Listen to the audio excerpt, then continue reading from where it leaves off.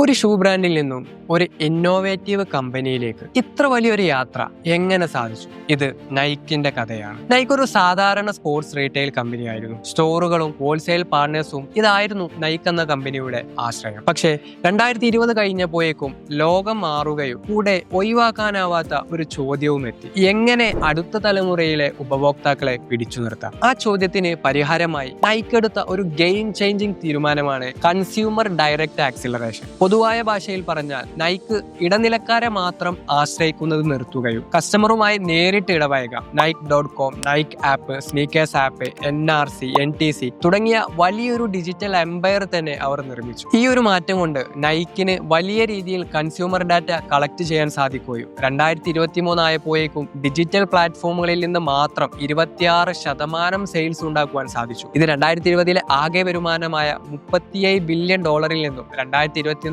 ആയപ്പോഴേക്കും $51 ബില്യൺ ഉയർത്താൻ സാധിച്ചു. പക്ഷെ ഇതൊന്നുമല്ല കഥയുടെ ക്ലൈമാക്സ്. യഥാർത്ഥ ഗെയിം മാറിയത് നൈക്ക് AI ഉപയോഗിച്ചു തുടങ്ങിയപ്പോഴാണ്. നിങ്ങൾക്ക് വേണ്ടത് എന്താണെന്ന് നിങ്ങളുടെ ബ്രൗസിംഗ് പാറ്റേൺ പോലും പറയുന്നില്ല. അവിടെയാണ് നൈക്ക് AI ഉപയോഗിച്ചത്. AI പ്ലസ് മെഷീൻ ലേണിംഗ് അഥവാ personalised recommendations and personalised marketing. ഇത് കസ്റ്റമർ നിലവിൽ എന്താഗ്രഹിക്കുന്നു എന്ന് പ്രെഡിക്റ്റ് ചെയ്യാൻ നൈക്കിന് കൃത്യമായി കഴിഞ്ഞു. വസ്ത്രങ്ങൾ, ഷൂകൾ തുടങ്ങിയ കാര്യങ്ങൾ ലോകമെമ്പാടും എത്തിക്കുന്ന ഒരു കമ്പനിയാണ് നൈക്ക്. അതുകൊണ്ട് തന്നെ ഒരു ചെറിയ പിഴവ് പോലും കോടികളുടെ നഷ്ടത്തിലേക്ക് എത്തിക്കും. ഇതിന് പരിഹാരമായി നൈക്ക് ചെയ്ത മറ്റൊരു വലിയ മാറ്റമാണ് AI powered supply chain, demand forecasting, real time inventory. ഇതെല്ലാം കണ്ടുപിടിക്കാൻ നൈക്ക് ഉപയോഗിക്കുന്ന 1000 കോബോട്ട്സ് അഥവാ കൊളാബറേറ്റീവ് റോബോട്ട്സ്. ഇത് പ്രൊഡക്ഷൻ ടൈം, വേസ്റ്റേജ് തുടങ്ങിയവ കുറയ്ക്കാനും പ്രോഡക്റ്റ് അവൈലബിലിറ്റി കൂട്ടാനും സഹായിച്ചു. തങ്ങളുടെ കമ്പനി വളരുന്നതോടൊപ്പം ലോകം നശിക്കാതിരിക്കാൻ നൈക്ക് എടുത്ത വലിയൊരു ആത്മാർത്ഥ തീരുമാനമായിരുന്നു മൂവ് ടു സീറോ അഥവാ